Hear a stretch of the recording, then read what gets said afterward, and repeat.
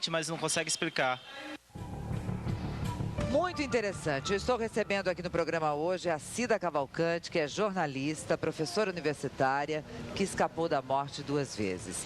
E o Darrell Champlin, que é nosso colaborador aqui, escritor, antropólogo americano, membro da Academia de Ciências de Nova York, e também professor, pesquisador universitário radicado no Brasil e que fala muito bem, transita muito bem sobre esse assunto. E nós estávamos vendo o VT e eu até falava com a Cida. É um assunto muito delicado. Eu olhei para ela e falei assim, não te chamam de louca? Porque é muito difícil tratar desse assunto, não é? Olha, Olga, é muito difícil, sim. Muitas pessoas que passaram pela experiência não contam. Não contam exatamente, porque eu conheço um monte de gente que passou pela experiência e me pede segredo absoluto. Pede para eu jurar, para eu não contar. As pessoas ficam até envergonhadas, né, professor? Sim. Ficam Diz assim, envergonhadas. não conta porque vão dizer que eu tô louco. O que acontece é que, como você não tem uma forma técnica de fazer uma mensuração do fenômeno, você não tem como colocar numa balança, você não tem como filmar. Tem como provar, né? Você não tem como provar. Então as pessoas se mantêm céticas justamente por este medo do desconhecido. Agora, eu tenho certeza que muitas pessoas que já viveram isso, assim como Cida, e que não contam, ficam para si com essa história, vão se identificar a partir de agora. Cida, sua primeira experiência foi em 1977, né? Isso. Conte pra gente, resumidamente, o que aconteceu. Bom, nessa época eu fazia cursinho ainda para entrar para a Faculdade de Medicina, aqui em São Paulo, e eu fui hospitalizada, fui de emergência para o Hospital de Câncer de São Paulo, porque eu estava com apêndice supurando. Aí, durante a cirurgia, eu tive uma parada cardiorrespiratória. Eu acordei no meio da cirurgia, só que eu tinha a impressão de que eu realmente tinha aberto os olhos. Eu vi todo mundo conversando, vi o cirurgião com quem eu tinha tratado a cirurgia. Aí uma coisa que me preocupou muito foi o que eu passei a observar, porque o cirurgião, com o meu abdômen ainda aberto, ele se retirou da cirurgia e pediu para um médico japonês que estava na frente como auxiliar para que continuasse, que fechasse a cirurgia. E aquilo me deixou indignada. Eu falei, ele vai me abandonar aqui na mesa. E eu tentava me mexer, não conseguia. Eu falei, deve ser por causa do anestésico. Acompanhei o outro médico terminar as suturas. Quando ele terminou, ele virou para os 2 enfermeiros, era um casal de enfermeiros, e falou, agora vocês coloquem o curativo. Eu lembro dele arrancando as luvas, jogando no hamper e saindo. Você via isso de cima? Via, mas para mim, eu não tive na hora, naquela época, eu achei que era normal aquilo. Aí o que me chamou a atenção, porque quando os médicos saíram, ficou só o casal de enfermeiros, eles começaram a ter uma conversa muito íntima, mas extremamente íntima. E aquilo me chocou, eu falei, como é que eles estão falando isso na minha frente? Sim, mas com os efeitos, você estava anestesiada, dormindo. Não olhavam para minha cara e contaram coisas que aquilo me deixou um pouco perplexa naquela época, né? Porque eu era bem jovenzinha. E eu lembro deles puxando a maca e eles falaram assim, olha, ele virou para a mocinha e falou assim, olha, vamos contar até 3. Quando contar até 3, eles levantaram o lençol para me colocar na maca. Contaram até 3, me colocaram na maca, continuaram comentando sobre a vida pessoal dele e foram para o corredor. No corredor ele gritou, o coração dela parou. Quando ele falou isso, eu me preocupei. Aí foi aquele monte de gente em cima de mim, me fazendo massagem. E eu falei, não, eu queria gritar, não dava. Aí eu falei, vou ficar com os olhos bem abertos, porque eu tinha medo de ser enterrada viva naquela época. Aí eu tentei arregalar os olhos. Ninguém fez nada comigo. Aí eu, com o braço, a mão esquerda, eu tentei pegar no braço da enfermeira. Eu peguei no braço da enfermeira, só que a hora que eu peguei no braço da enfermeira vazou. Vazou e eu levantei. Levantei e vi que era impossível ter me mexido, porque eu estava desacordada, entubada. Eles estavam fazendo, aqui o peito aberto, estavam fazendo massagem. Eu estava com um tubo e estava toda amarrada. Sim. Aí eu levantei, fiquei flutuando em cima da maca. Falei, acho que eu morri. Eu falei, então morrer é bom, porque eu continuo pensando, sentindo, só não tinha dor. E vendo em todas as direções. Aí eles foram correndo com a maca, eu voando em cima, paralelo às luzes, voando. Quando chegou na porta de emergência, eu lembro que a maca passou, a porta ficou fazendo assim, e eu parei. Parei e de repente eu fui para um outro lugar, que não tem chão, não tem teto, não tem parede, é tudo muito branco, muito branco, muito branco. Isso não, tudo muito rápido. Fração de segundos, tudo muito rápido. Enquanto eles saíram com a maca, levaram, eu falei, nossa, Morri. Que paz! Morri, mas estava tudo muito bom. Só que eu não tinha ideia do que vinha depois. Quando eu voltei, isso aconteceu acho que 2 dias depois, quando eu voltei ao normal. Teve uma série de histórias até engraçadas. Ficou tempo fora Não, eu fiquei do corpo. pouquinho tempo, mas assim, eu acho que um dia inteiro eles me deixaram na UTI. Sim. Só o corpo, eu retornei para o quarto e foi quando eu me senti no corpo, já era tarde da noite. No hospital, lá no hospital aqui de São Paulo mesmo, né, no Hospital do Câncer. Mas teve até uma experiência engraçada em cima disso, porque eu achei que eu tivesse morrido mesmo. O que aconteceu com ela, Darra? Isso é um fenômeno razoavelmente comum. Comum no sentido de que quando você se envolve com esse tipo de literatura, você encontra casos acontecendo em todo o mundo. É um fenômeno que a gente chama de intercultural, porque ele se caracteriza de uma forma muito parecida, independente do país ou da cultura de onde a pessoa vem. Tem independente de religião também. Principalmente independente de religião. Né?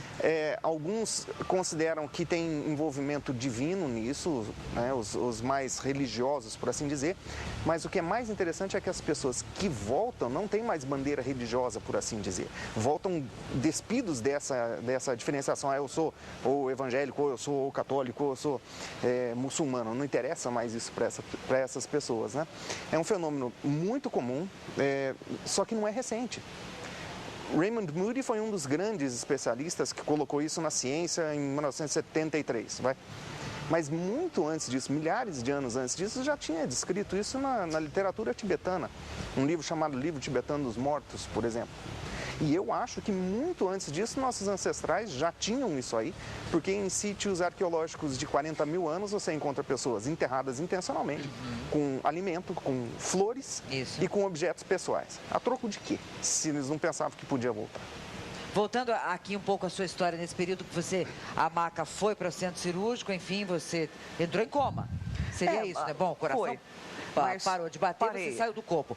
E você disse que aconteceram algumas coisas estranhas. O que aconteceu nesse período? Não foi tão estranho, porque eu fiquei nesse lugar branco. É que antes da cirurgia, como a cirurgia foi de emergência, temia-se, claro, que eu chegasse ao óbito, né? A família temia realmente.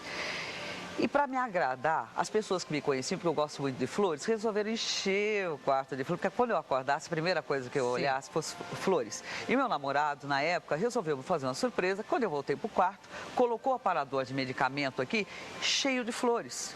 Só que ele não sabia que eu tinha tido essa experiência. E eu não sei por que cargas d'água, isso não acontece mais, mas em 77 teve uma chuva terrível em São Paulo e acabou até a energia elétrica no hospital. Até ligar o gerador teve um gap, né? Só que nesse momento a minha mãe tinha olhado para a minha mão e estava toda com edema, porque eu tinha saído a agulha. E ela chamou a enfermeira e falou, não, ela precisa desse medicamento, vamos colocar. Não, vou esperar a luz chegar, porque vai demorar uns 5 minutos. A senhora segura uma vela e pediu para o meu primo que eu preciso achar a veia. Isso aconteceu. A hora que eles me cutucaram, claro, eu voltei à minha consciência, eu só reencaixei. E eu abri os olhos, primeira coisa que eu vi, deitada, aquele monte de flores. Uma vela. E eu lembrava, falei, nossa, mas eu tinha morrido mesmo.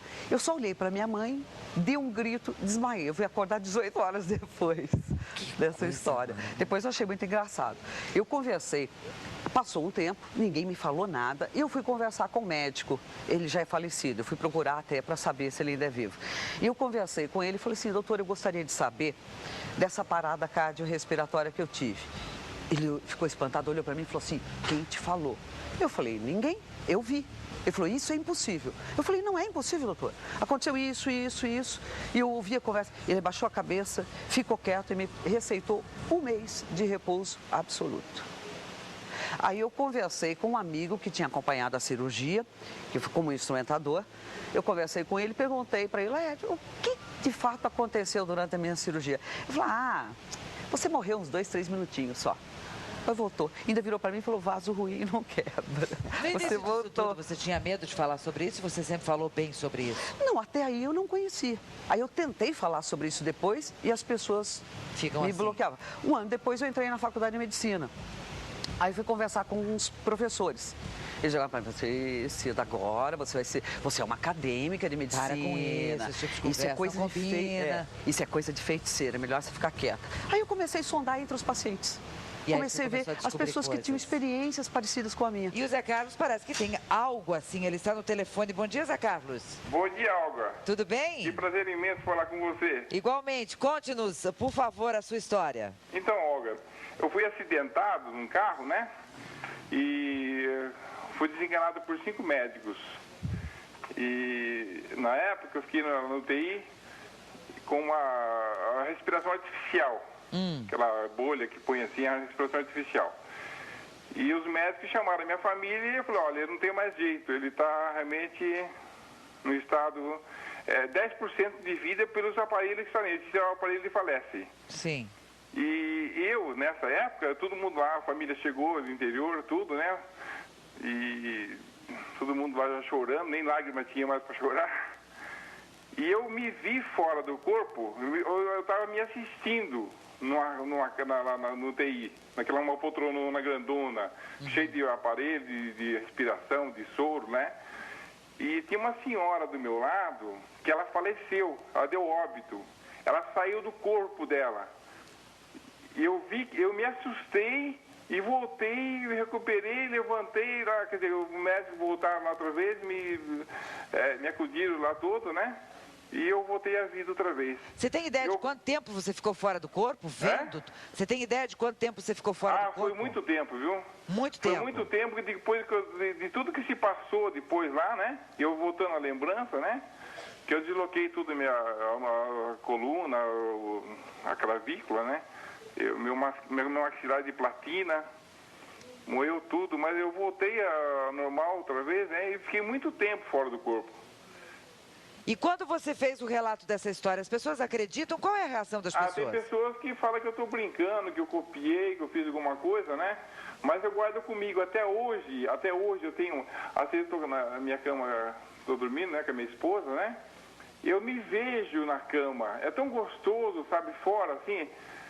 Não dá vontade nem de voltar mais, sabe? O que é isso, Darrell? Tem uma outra forma de explicar, né? Então, o que acontece? A experiência quase-morte não necessariamente envolve a morte.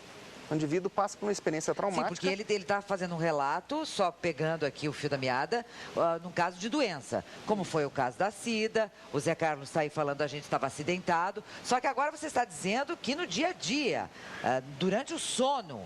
Até hoje, Até hoje. Isso que me aconteceu, às vezes, assim, eu me vejo mais suave, mas quando acontece isso, eu levanto, eu passo o dia, mas que gostoso, parece que eu estou flutuando, assim, ó. Agora, isso é possível com qualquer pessoa, Darrell? Eu faço isso agora. É normal. Isso é chamado de projeção da consciência ou projeção astral, né? E os dois fenômenos são muito difíceis de você separar. A experiência é muito parecida entre aquela que a pessoa tem quando tem a experiência quase morte e aquela que a pessoa tem quando ela simplesmente se projeta. Alguns relatam, inclusive, sentir o mesmo ruído, ouvir o mesmo ruído, sentir vibrações, e, inclusive, alguns enxergam uma corda de prata que amarraria a parte não física do corpo com o corpo. Isso em ambos os fenômenos. Agora, isso é voluntário, Darrell? Para muita gente é. Você quer isso ou acontece involuntariamente, Zé Carlos? Não, voluntariamente. Às vezes eu vou... não tem um dia que eu vou deitar tranquilo ou vou deitar agitado, alguma coisa assim, né? Mas, de repente, eu me vejo lá olhando, eu vejo a cama, eu vejo a minha esposa do meu lado, eu vejo aquela coisa assim... Mas eu fico flutuando, aquela coisa, parece que eu estou flutuando, estou sentado em algum lugar, mas eu estou exposto a situação visual, aqui estou vendo que eu estou fora. E quando acontece isso, nossa, que gostoso. É uma sensação agradável. Obrigada, Zé Carlos, por nos ligar e fazer o seu relato, tá? Obrigado por participar do seu programa. Um bom dia. Para você também. Sucesso para você. Muito mais. Obrigada. Tchau. Tchau. Agora, o que a gente observa é o seguinte, tem muita história para ser contada. Tem. Mas e coragem, às vezes até, para não ser taxado de louco. Você falou isso, ele acabou de falar, né? A pessoa para com isso. Talvez por isso que se saiba, não se tenha tanta notícia a respeito disso, né? Principalmente nessa cultura onde a morte é um tabu que não tem tamanho. Né? Quando você vai e transita para o Oriente, para a Índia, para lugares onde você tem uma concepção sobre a morte que é muito diferente daqui, então daí esse tabu cai. Porque aí a nossa ignorância também é tão grande sobre determinados assuntos que quando a gente não sabe, você meio que bloqueia ali, não deixa por isso mesmo, né? Agora, o caso seu, por exemplo, você falou, eu estudei, busquei respostas para isso, né? Cida, se as pessoas desejarem falar com você sobre esse assunto, porque às vezes essa necessidade de discutir entre si essas experiências, né? Tem um contato para você deixar pra gente? O jeito mais fácil de entrar em contato comigo é pelo e-mail mesmo. Tudo junto, minúsculo, cidacavalcante@uol.com.br.